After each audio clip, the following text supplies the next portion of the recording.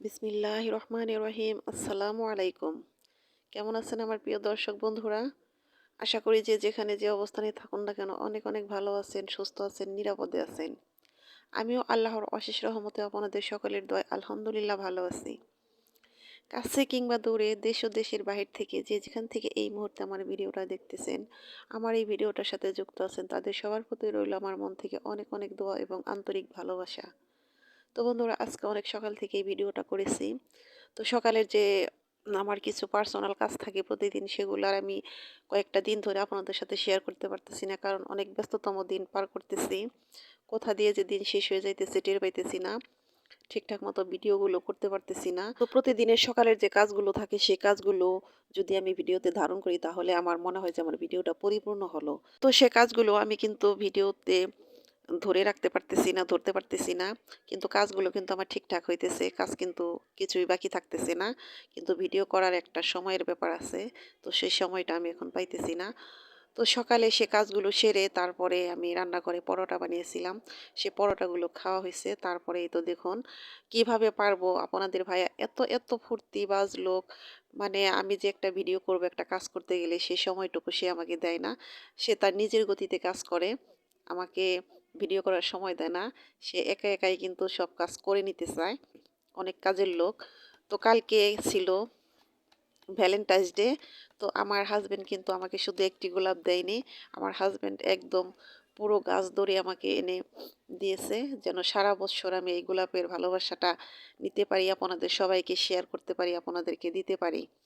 তো একটা এনেছে সাদা গোলাপ, আর একটা এনেছে লাল গোলাপ। তো আমি দেখি তো অবাক। আমি কিন্তু বলিনি যে ফুল গাছ এনো। তো আমার যে দুয়ারে উঠানে যে একটু জায়গা করেছি সেখানে আমি সবজি বুনবো। তো আপনাদের ভাই বলতেছে ওখানে সবজি বোনার দরকার নাই, ফুল গাছ লাগিয়ে দিবা। তো আমি বলেছি যে না, ফল ফুল দুইটাই থাকবে।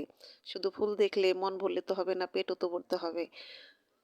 তো এই কথা বলেছি, কথা বলাতে সে এই তো আমার বাগানের ভিতরে ফুল গাছ লাগিয়ে দিল। আমি বললাম যে কিছুদিন পর তো আমার এই বাগানটা শূন্য হয়ে যাবে।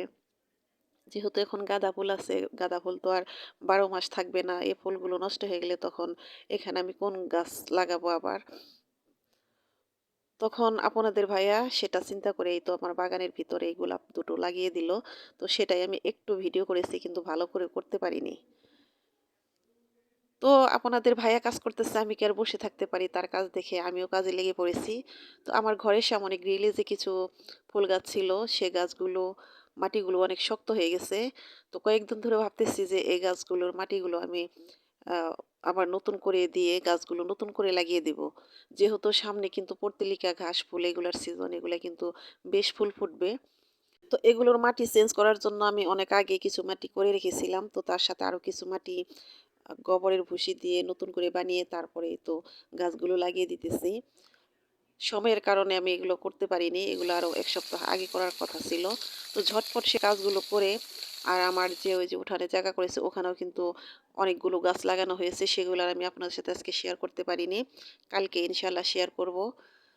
তো আমার তো খুব ভালো লাগতেছে যখন আমার ওই যে জায়গাটুকু করেছে ওটার ভিতরে যে গাছগুলো বোনা হয়েছে ওগুলো যখন উঠবে, তখন মাসাল্লাহ হয়তো দেখতে অনেক ভালো লাগবে।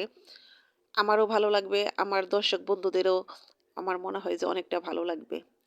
তো বন্ধুরা, সময়ের কারণে আমি অনেকের ভিডিও কিন্তু দেখতে পারতেছি না, আমি বারবার আপনাদেরকে বলতেছি। তো আপনারা একটু মন খারাপ করবেন না, আমি কিন্তু নেক্সটে আমি আপনাদের সাথেই আছি, পাশেই আছি ইনশাআল্লাহ। তো বন্ধুরা, আজকে এত তাড়াহুড়া ছিল, আজকে কিন্তু যে কাজগুলো করা হয়েছে আমি কিন্তু অনেক সুন্দর করে একটা ভিডিও বানাতে পারতাম, কিন্তু সেটা পারিনি সময়ের কারণে। তো এই যে আজকে যে আমি রান্নাটা করতেছি, এই রান্নাটা কিন্তু ছিল আরও 2 দিন আগের। এটা আমি করে রেখেছিলাম যে হয়তো আমার কাজে লাগবে। তো আজকে ভিডিও না করার কারণে এই রান্নাটা দিয়ে আমি ভিডিওটা সম্পূর্ণ করলাম। তো রান্না করতেছি কপি দিয়ে, কই মাছ দিয়ে। তো দেশি কই মাছ দিয়ে কপি রান্না খেতে খুব মজা। এর আগেও আমি কয়েকদিন রান্না করে খেয়েছি। তো আমি যে রান্নাগুলো প্রতিদিন করি আমার খাবারের জন্য, আমি কিন্তু সেটাই আমি আপনাদের সাথে শেয়ার করি। আমি এক্সট্রা করে যে আপনাদের শেখানোর জন্য, দেখানোর জন্য কোনো ভিডিও করা, সেটা আমি করি না। আর বন্ধুরা, আমি কিন্তু প্রায় সময় 2টা রেসিপি করি খাওয়ার জন্য, এর চেয়ে বেশি করি না, কারণ বাড়িতে লোকজন কম। আর বরাবরই আমি একটা রেসিপি কখনোই করি না, 2টা 3টা থাকে, কিন্তু 2টার কমও করি না, 2টার বেশিও খুব কম করা হয়। সব সময় চেষ্টা করি 2টা তরকারি রান্না করার জন্য।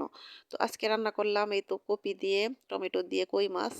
আর হলো রান্না করব টাকি মাছ দিয়ে পিপল পাতা দিয়ে ঝুরি করব। এই হলো আজকের রান্না আমার। বন্ধুরা আজকে সারাদিনটা অনেক তাড়াহুড়া, তার মধ্যে ভিডিও করেছি সেরকম তাড়াহুড়া ভাবে যেটুকু করতে পেরেছি। তো আজকে ভিডিওতে যে ভয়েস দিতেছি এটাও কিন্তু তাড়াহুড়া করে দিতেছি। তো ভিডিও শুরুতে একটা জিনিস চাই প্রতিদিনই, সেটা চাইতে ভুলে গেছি, আজকে হয়তো মনে নাই। তো বন্ধুরা জানি না কে কে এখন আমার এই ভিডিওটার সাথে আছেন।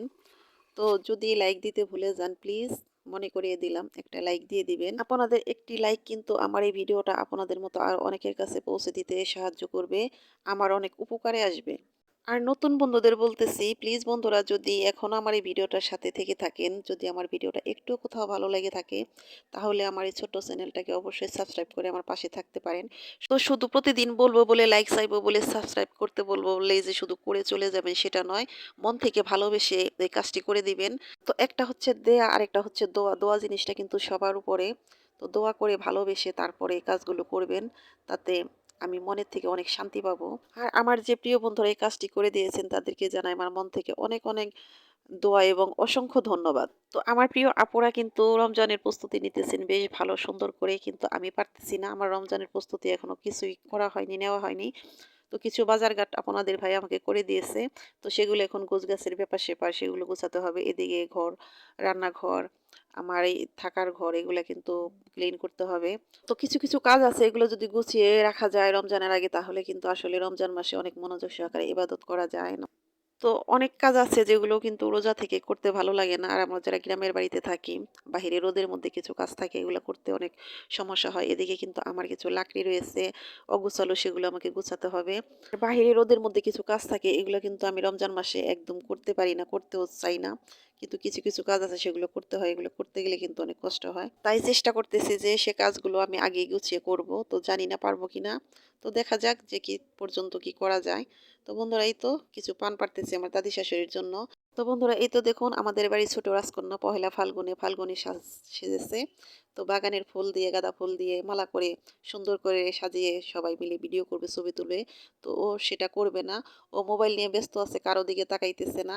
অনেক চেষ্টা করার পরও সে মালাগুলো নিতেছি না। সবাই মেয়েকে দেখে মাশাল্লাহ বলবেন। তো আজকের মতো এখানেই বিদায় নিলাম। আল্লাহ হাফেজ। আসসালামু আলাইকুম।